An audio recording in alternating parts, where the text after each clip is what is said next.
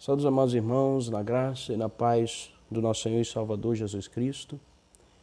Estamos aqui para fazer o nosso culto doméstico para aquelas pessoas que não podem vir para a igreja. E nós estamos aqui disponibilizando uma pequena liturgia para que você faça o seu culto doméstico. Nesse momento vamos então dar início ao nosso culto, vamos abrir as Sagradas Escrituras no Salmo de número 9. E vamos ler este salmo do versículo 1 até o versículo de número 10. Então, salmo de número 9, versículos de 1 a 10. Um salmo que exalta o nome do Senhor. Assim diz a palavra de Deus ao mestre de canto, segundo a melodia, a morte para o filho, salmo de Davi. Louvar-te-ei, Senhor, de todo o meu coração. Cantarei todas as tuas maravilhas. Alegrar-me-ei e exultarei em ti, ao teu nome, ó Altíssimo, eu cantarei louvores. Pois ao retrocederem os meus inimigos, tropeçam e somem-se da tua presença. Porque sustentas o meu direito e a minha causa, no trono te assentas e julgas retamente. Repreende as nações, destrói o ímpio, e para todos sempre lhes apagas o nome. Quanto aos inimigos, estão consumados, suas ruínas são perpétuas. Arrasastes as suas cidades até a sua memória pereceu. Mas o Senhor permanece no seu trono eternamente, trono que erigiu para julgar. Ele mesmo julga o mundo com justiça e administra os povos com retidão. O Senhor é também alto refúgio para o oprimido, refúgio nas horas de tribulação. Em ti, pois, confiam os que conhecem o teu nome, porque tu, Senhor, não desamparas os que te buscam. Oremos. Senhor Deus, obrigado, ó Pai, por esse momento em que o Senhor nos proporciona, nos achegarmos diante de Ti. Nós te pedimos, ó Senhor, que o Teu Santo Espírito esteja nos habilitando a Te adorar como convém ao Senhor. E mesmo que nesse momento nós não estejamos reunidos, ou estes irmãos que estão assistindo esse vídeo não possam estar reunidos com os seus irmãos na igreja, mas o Senhor, ó Pai, está conosco em todos os momentos. Senhor Deus, Criador dos céus e da terra, nós estamos diante de Ti e nesse momento também nós pedimos perdão pelos nossos pecados. Nós sabemos, ó Senhor, que nós somos pecadores e que nós não merecemos, ó Pai, de forma alguma estar diante de Ti. Mas por Tua graça enviaste o Teu Filho Jesus Cristo, que morreu em nosso lugar, e então nós podemos estar agora aqui diante do Senhor. Obrigado, Senhor, por essa graça, por essa misericórdia. Em nome do Teu amado Filho Jesus, que a Ti nós oramos. Amém. Vamos agora ouvir a palavra do Senhor. Eu peço aos irmãos que abram as Sagradas Escrituras no livro de Mateus, e nós vamos ler do versículo 27 até o versículo de número 34. Então, abra aí a sua Bíblia no livro de Mateus e leiamos do versículo 27 até o versículo de número 34. Mateus, capítulo 9, versículos de 27 até o versículo de número 34. Mateus, capítulo 9, versículo 27 até o versículo de número 34. Mateus 9, 27 a 34. Assim diz a palavra de Deus. Partindo Jesus dali, seguiram-no 2 cegos, clamando: Tem compaixão de nós, filho de Davi. Tendo ele entrado em casa, aproximaram-se os cegos, e Jesus lhes perguntou: Credes que eu posso fazer isso? Responderam: Sim, Senhor. Então lhes tocou os olhos, dizendo: Faça-se-vos conforme a vossa fé. E abriram-se-lhes os olhos. Jesus, porém, os advertiu severamente, dizendo: Acautelai-vos de que ninguém o saiba. Saindo eles, porém, divulgaram-lhe a fama por toda aquela terra. Ao retirarem-se eles, foi-lhes trazido um mudo endemoniado. E expelido o demônio, falou o mudo, e as multidões se admiravam, dizendo: Jamais se viu tal coisa em Israel. Mas os fariseus murmuravam: Pelo maioral dos demônios é que ele expele aos demônios. Oremos. Senhor Deus, obrigado, ó Senhor, porque o Senhor nos deu a Tua palavra. Obrigado, ó Senhor, porque o Senhor fala conosco. Nós te pedimos, ó Senhor, que o Senhor esteja iluminando a mente desses nossos irmãos que estão nos assistindo nesse momento. Que o Senhor faça com que eles possam compreender aquilo que o Senhor já falou por meio das Escrituras.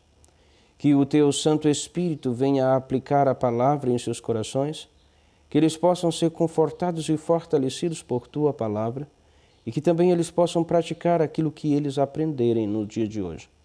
É em nome do Teu amado Filho Jesus que te pedimos iluminação da nossa mente. Amém.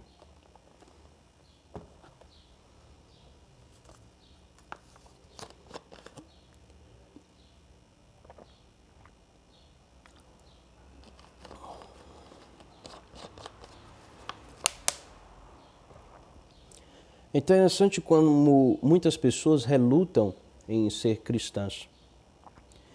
E o argumento dessas pessoas é que quando elas olham para si mesmas, elas se sentem indignas de serem vistas como representantes de Jesus Cristo aqui na Terra. Porque de fato é isso que um cristão é.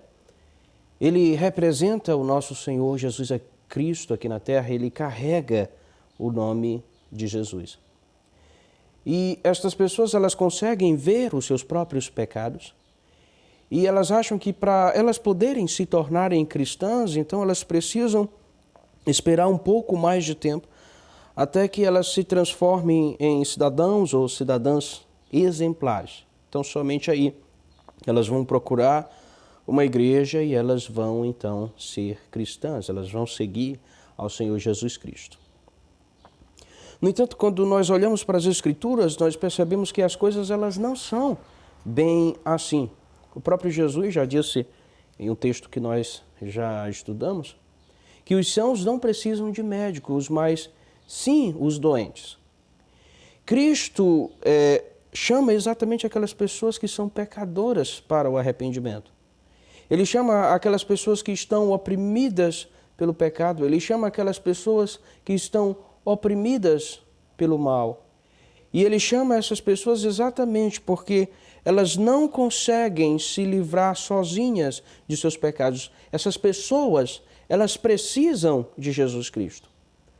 Por isso, se você for esperar ser alguém melhor para você poder, então, somente ir a Jesus Cristo, você não vai nunca, porque somente Jesus Cristo pode nos tornar alguém melhor. E à medida que nós nos relacionamos com Ele, nós vamos percebendo que é Ele quem vai nos moldando. Não somos nós que moldamos a nós mesmos, mas é Cristo quem nos molda.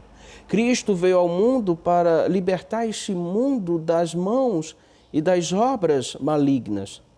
E é precisamente isso que esse texto nos ensina.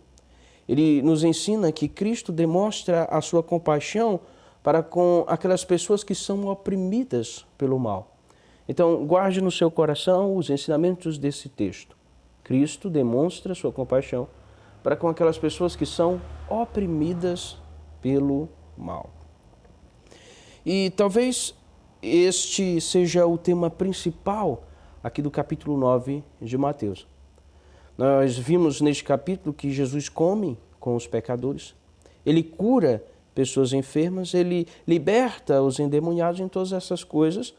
Ele está demonstrando compaixão para com aquelas pessoas que são oprimidas pelo mal. Ele está libertando, de certa forma, essas pessoas do mal ou de alguma consequência do pecado. E neste capítulo, então, Jesus demonstra que ele está livrando o mundo dos poderes das trevas. Pois ele veio para o mundo precisamente para isso. A principal consequência do pecado é a morte. E nós vemos aqui nesse capítulo, no texto anterior, que ele veio ao mundo para libertar os seus, inclusive da morte. Nós vimos no texto anterior, no texto no qual ele ressuscita a filhinha de Jairo, do versículo 23 a 25. E essa menina, filha de Jairo, era filha de um dos maiores líderes da sinagoga daquela época. E nós vemos que Jesus cura essa menina, Jesus ressuscita essa menina, demonstrando que ele veio para libertar o ser humano também da morte. E provavelmente naquele mesmo dia em que Jesus ressuscitou a filha de Jairo, ele também fez esses 2 milagres que nós lemos, acabamos de ler, esses 2 milagres que estão mencionados aqui neste texto. A narrativa bíblica dá a entender que quando Jesus partiu da casa de Jairo, ele foi seguido por 2 cegos que gritavam sem parar: tem piedade de nós, filho de Davi, tem piedade de nós, filho de Davi. E a expressão filho de Davi era utilizada em algumas literaturas hebraicas, como por exemplo nos salmos pseudepígrafos de Salomão, para se referir ao Messias.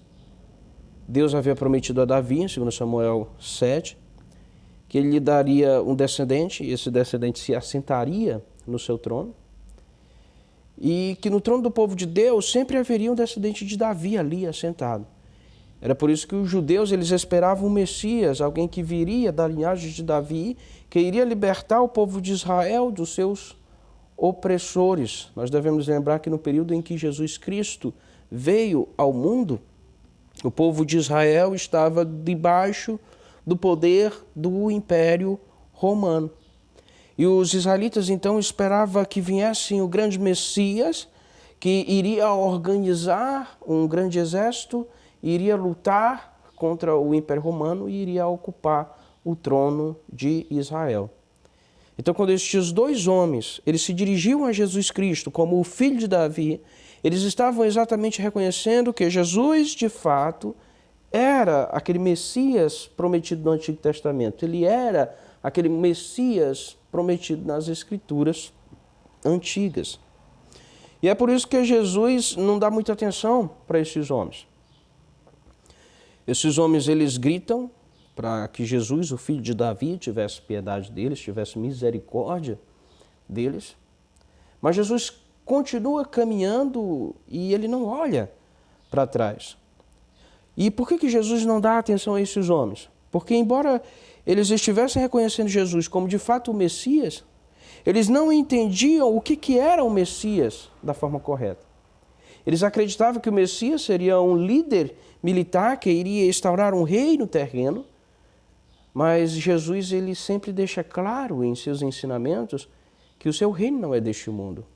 Ele não iria instaurar um reino terreno no qual as pessoas são convertidas por meio da espada, no qual as pessoas são obrigadas pela violência a serem cristãs. Mas ele veio instaurar um reino espiritual, no qual as pessoas elas são convencidas acerca das verdades do Evangelho pelo Espírito Santo, que trabalha nos seus corações e rende essas pessoas a Jesus Cristo. Jesus não dá muita atenção ao que aqueles homens estão falando, ele continua caminhando normalmente. Eles vão caminhando atrás de Jesus, gritando a ele para que ele tivesse misericórdia deles. Até que o versículo 28 diz: tendo ele entrado em casa, aproximaram-se os cegos. Só quando Jesus já está dentro de casa é que os cegos conseguem chegar até ele. Provavelmente Jesus entrou em casa, estava ali, fechando a porta, e os cegos chegaram e falaram mais uma vez: tem misericórdia de nós, filhos de Davi. Jesus então pergunta para eles: credes que eu posso fazer isso? Responderam-lhe: sim, Senhor. Quando Jesus pergunta se eles criam, se eles tinham fé que Jesus poderia fazer aquele milagre, isso não significa que a fé é necessária para que Jesus realize milagres. Muitos falsos profetas utilizam esse trecho para afirmar isso. Estes falsos profetas, eles dizem que curam, eles dizem que fazem milagres, mas quando isso não dá certo, então eles dizem para aquela pessoa que buscava o milagre que eles não tinham fé o suficiente para receber aquele milagre. Isso é algo muito perigoso, porque existem pessoas que de fato têm fé. Existem pessoas que querem que aconteça um milagre em suas vidas, que buscam algo com uma fé sincera, mas elas não conseguem aquilo que elas querem. E quando você então fala para alguém que o milagre que ela esperava não aconteceu porque ela não tinha fé, você está fazendo um mal para essa pessoa. Porque além do problema que ela tem, que já está assolando a sua vida, agora ela vai se sentir frustrada, porque alguém diz para ela que ela não é crente o suficiente, que ela não tinha fé o suficiente. Nós não podemos falar isso para alguém, porque nós não vemos o coração das pessoas. Cristo poderia ver o coração dos seres humanos. Ele sabia de fato se as pessoas tinham fé ou se elas não tinham fé. Mas nós não podemos ver o coração das pessoas, não podemos falar isso para elas. E mesmo assim as Escrituras elas mostram que os milagres de Deus, ele não depende da fé das pessoas. Você não é tão importante assim. Deus não é limitado pelos seres humanos. Ele, na verdade, faz o que ele quer. No caso em que ele curou o endemoniado gadareno, por exemplo, aquele homem ele não demonstrou fé em Jesus. Pelo contrário, ele afrontou Jesus e mesmo assim ele foi curado por Jesus. Mesmo assim, a graça de Deus alcançou aquele homem ou aqueles homens. Alguns textos vão relatar que eram 2 endemoniados. Dos 10 leprosos que Jesus curou, apenas um demonstrou ter uma fé genuína. O Salmo 73 fala acerca da prosperidade dos ímpios. Então, pessoas que não têm fé, elas também prosperam. Pessoas que não têm fé, elas também recebem aquilo que elas querem. Paulo tinha fé quando ele pedia para que o Senhor livrasse ele do espinho de sua carne. Mas o Senhor não o livrou. Pelo contrário, ele apenas disse, a minha graça te basta. Jó tinha fé quando ele implorava misericórdia a Deus, mas mesmo assim o Senhor permitiu que Satanás o atacasse.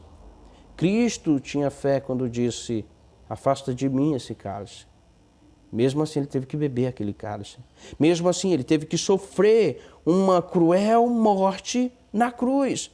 Isso não significa de forma alguma que não adianta nós termos fé, não significa de forma alguma que nós podemos afrontar Deus e ainda assim Ele vai ser bonzinho para conosco. Mas quando a graça de Deus é manifestada para conosco e mesmo assim nós não nos rendemos à glória de Deus, isso no final vai ser algo ruim para nós. A Bíblia diz que todas as coisas cooperam para o bem daqueles que amam a Deus, mas o contrário também acontece, o contrário também é verdadeiro. Todas as coisas cooperam para o mal daqueles que odeiam a Deus. Até as melhores coisas que acontecem com essas pessoas, no final, vai servir para o mal dessas pessoas. Quando eles forem julgados diante de Deus, Deus vai lhes mostrar o quanto Ele foi bondoso para com eles, e mesmo assim essas pessoas não se arrependeram. Então a punição dessas pessoas no inferno será ainda pior. Ele irá sofrer na eternidade ainda mais, porque a quem pouco é dado, pouco é cobrado, mas a quem muito foi dado, muito mais será cobrado. Deus não dá às pessoas aquilo que elas querem, com base somente na fé das pessoas. Tudo vai depender, em última análise, da vontade divina. Se abençoar aquelas pessoas é algo que está dentro dos decretos de Deus. Tudo o que acontece é para cumprir a vontade de Deus. E também para que essa vontade seja cumprida, é que Ele decide agir com algumas pessoas em conformidade com a fé que elas têm. Foi exatamente isso que aconteceu com esses 2 cegos. Eles tinham fé que Jesus poderia curá-los, e Jesus resolveu curá-los em conformidade com a fé deles, em conformidade com aquilo que eles acreditavam. Porque Ele decidiu agir assim. Por isso que Jesus fala, faça-se-vos conforme a vossa fé. Então nem sempre aquilo que nós pedimos é o que Deus nos dá, porque nem sempre o que pedimos é o que nós, na verdade, precisamos. Mas às vezes Deus nos dá aquilo que pedimos em conformidade com a nossa fé. O teólogo William Hendrickson diz o seguinte, com o toque de Cristo a visão entrou em seus olhos, de modo tal que naquele glorioso momento viram tudo distintamente. Então esse milagre aconteceu, foi um milagre maravilhoso.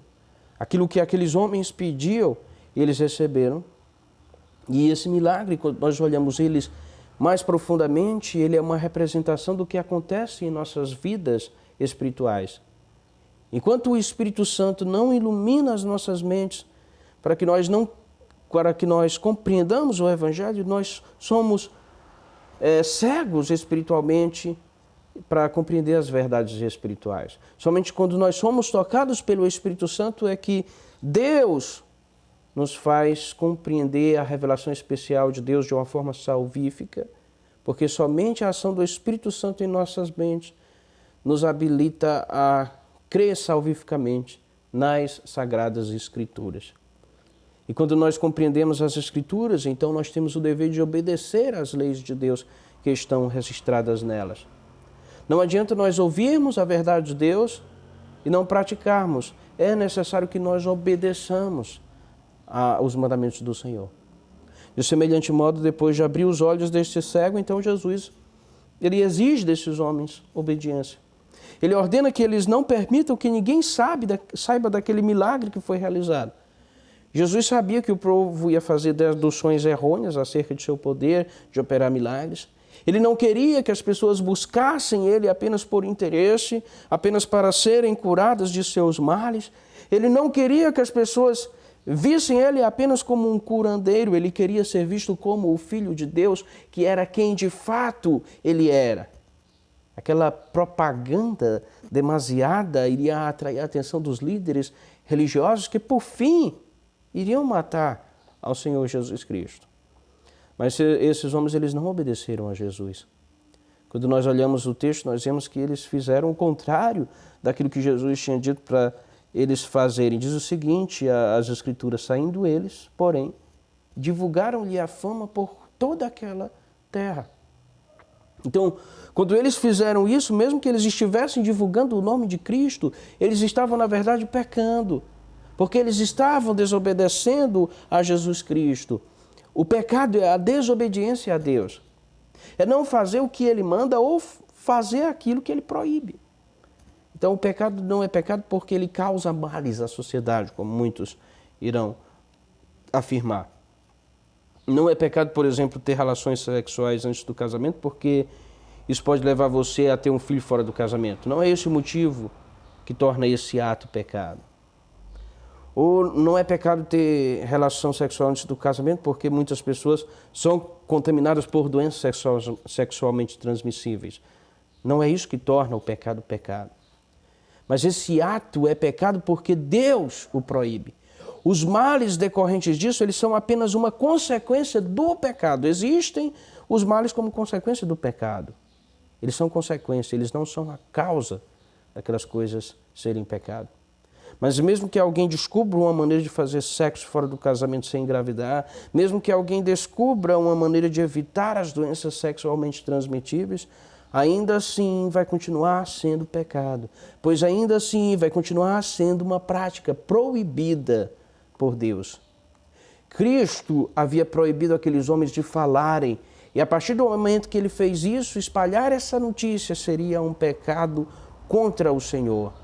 Estes homens, por desobedecerem a Cristo, ao mandamento de Cristo, eles atraíram os olhares dos líderes religiosos para Cristo. Eles foram um dos principais ou um dos responsáveis pela morte de Jesus Cristo. E quando estes homens tiveram seus olhos abertos, então eles receberam uma ordem de Cristo, mas nós vimos que eles não conseguiram resistir à tentação de desobedecer a Jesus Cristo, e da mesma forma nós não podemos achar que porque os nossos olhos espirituais são abertos, nós não sofremos mais tentações. Pois quanto mais próximos nós estivermos de Cristo, mais nós seremos tentados, mais os inimigos de Deus tentarão nos derrubar. Quando uma pessoa que estava escravizada pelo pecado é libertada, nós percebemos que tanto Satanás quanto os seus filhos se revoltam. E é isso que nos ensina o próximo ponto. Ele vai nos mostrar que quando um oprimido é liberto, os filhos de Satanás se revoltam. E nós vemos isso na cura de um endemoniado que é levado a Jesus Cristo. O dia de Jesus estava bastante cheio naquele período. E nós vemos que quando um grupo de pessoas sai, entra outro logo em cena. E dessa vez foi levado a ele um endemoniado que fora privado da capacidade de falar. E este homem, além de ter um demônio, ele era mudo. Assim diz o texto bíblico, o versículo 32 até o versículo de número 34, diz o seguinte: Ao retirarem-se eles, foi-lhe trazido um mudo endemoniado, e expelido o demônio, falou o mudo. E as multidões se admiravam, dizendo: Jamais se viu tal coisa em Israel. Mas os fariseus murmuravam: Pelo maioral dos demônios é que ele expele demônios. Algumas pessoas acreditam que todas as doenças que nós temos é causada por algum tipo de demônio. Elas acreditam que se você está doente é porque você tem um demônio. Por exemplo, elas falam acerca do demônio da surdez, o demônio da mudez e etc. Essas pessoas, elas utilizam exatamente esse texto para justificar essa crença. Mas você deve se lembrar que texto fora de contexto é pretexto para heresia. Então não basta você ler um texto isolado e daí já tirar algum tipo de doutrina. Você tem que ver o contexto maior, o que a Bíblia fala acerca desses assuntos em outra passagem. E não é verdade que todas as doenças elas são causadas por um demônio. Quando nós lemos as Escrituras, nós percebemos isso. Então, se você está doente, não é porque você está possuído por um demônio. Quando nós lemos, por exemplo, Mateus 4, 24, Mateus 8, 16, Mateus 10, 8, Marcos 1, 32 a 34 e vários outros textos, nós vemos que os escritores bíblicos eles fazem uma distinção entre os doentes e os endemoniados. Mas existem casos, sim, em que a enfermidade ela era causada por um demônio. Ou seja, não é toda doença que é causada por demônios, mas as Escrituras narram que, às vezes, a possessão demoníaca ela causava doenças, tanto doenças físicas como também doenças mentais. E outra coisa que nós devemos ter em mente é que as doenças mentais elas não são demônios. As doenças mentais elas podem ser causadas por diversos fatores, inclusive por fatores fisiológicos, mas as Escrituras narram que algumas pessoas que estavam possuídas por demônio, elas tinham como efeito colateral doenças mentais. E no caso narrado nesse texto, nós vemos que o demônio que possuiu aquele homem mudo, ele causou nele a mudez. De forma que quando o demônio foi expulso, o homem ficou curado. E ele então voltou a falar. É exatamente isso que nos ensina o versículo 33. E expelido o demônio, falou o mudo. E as multidões se admiravam, dizendo: Jamais se viu tal coisa em Israel. Então aqui nós percebemos que as multidões elas ficaram maravilhadas diante da autoridade de Jesus, que demonstrava o seu domínio até mesmo sobre as entidades malignas. Nós percebemos, portanto, que os crentes eles não precisam temer possessões demoníacas. Por quê? Porque esses seres eles não estão fora da autoridade do nosso Senhor Jesus Cristo. Se nós formos realmente convertidos ao Senhor, o nosso corpo é a casa de Deus, o nosso corpo é o templo do Espírito Santo. E Satanás e os seus demônios, eles não ousarão se apoderar dos nossos corpos. Mas, embora isso seja verdade, os malignos eles tentarão nos derrubar por outros meios. Os poderes do mal tentarão nos derrubar por outros meios. Quando nós somos libertos da opressão do pecado, nós suscitamos a ira tanto de Satanás quanto a ira de seus filhos, daquelas pessoas que vivem para fazer a obra do diabo. Então, não creia naquelas pessoas que dizem que se você se converter, tudo irá ser as mil maravilhas em sua vida, você vai ganhar muitas bênçãos, você vai ganhar prosperidade, tudo irá bem. Não foi isso que aconteceu com os apóstolos de Jesus Cristo. Pelo contrário, eles eram perseguidos, eles eram apedrejados, eles eram açoitados, eles eram mortos. Quando os fariseus souberam da cura deste mudo, da libertação deste endemoniado, eles não ficaram alegres. Eles não se alegrarem por verem o agir do Espírito Santo ali naquele lugar. Pelo contrário, eles blasfemaram contra Jesus Cristo. afirmando no versículo 34 que estas obras poderosas que Jesus fazia era porque ele recebia poder do príncipe dos demônios. Eles não prestaram atenção àquilo que as Escrituras diziam, aquilo que os profetas antigos haviam predito. Isaías 35, do 5 ao 6, prediz esses milagres, esse tipo de milagre, quando ele diz: então os olhos dos cegos se abrirão e a língua dos mudos cantará. Cristo estava dando uma demonstração daquilo que será a consumação. Quando todos os males serão eliminados do mundo, quando as obras de Satanás serão desfeitas, quando não haverá mais doença, quando não haverá mais dor, quando não haverá mais choro, quando não haverá mais a morte. Cristo veio para desfazer as obras de Satanás. E ele deu o golpe final na cruz do Calvário, quando ele venceu a morte. Foi o golpe fatal, aquilo ali garantiu o jogo. Por causa de seus sofrimentos, ele pode libertar aqueles que sofrem. Porque ele foi humilhado, porque ele teve os seus olhos vendados, que ele pôde desvendar os olhos dos cegos. Foi porque ele agiu como uma ovelha muda levada ao matadouro, recusando-se a falar, recusando-se a se defender, que ele pôde devolver a voz aos mudos, àqueles que estavam mortos em seus delitos e pecados também.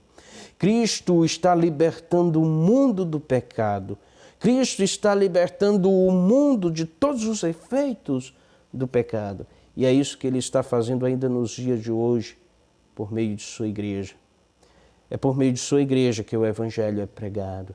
É por meio de sua igreja que a palavra é anunciada, que a palavra penetra no coração das pessoas para transformar, para que haja uma transformação do Espírito Santo ali. É por meio destas coisas que Cristo transforma você. Então não adianta você querer transformar a si mesmo.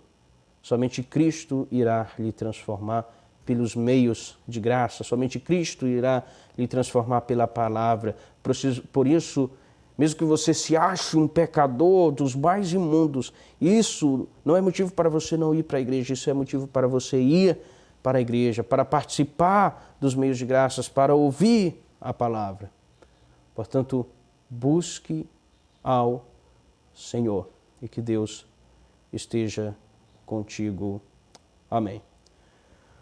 Vamos nesse momento orar ao Senhor, agradecendo a Ele por sua palavra. Senhor Deus, obrigado, ó Pai, porque o Senhor nos deu a Tua palavra.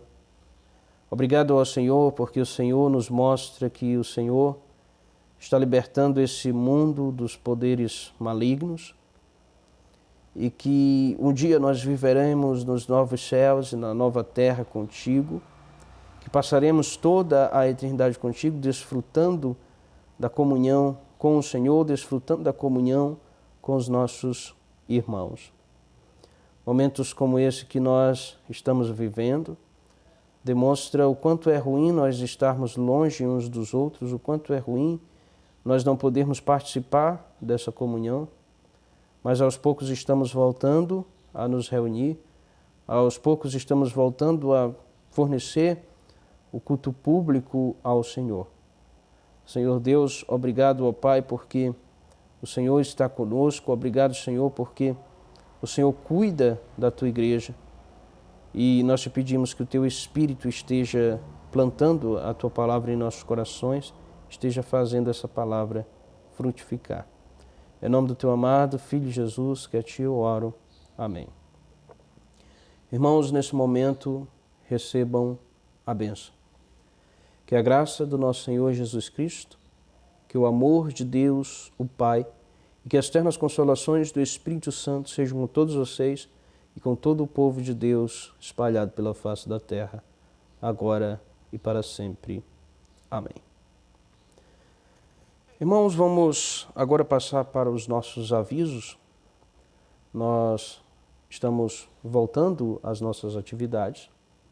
Quarta-feira, 7h30, nós temos a nossa reunião de oração e doutrina. Então, aqueles que puderem ir, não faltem.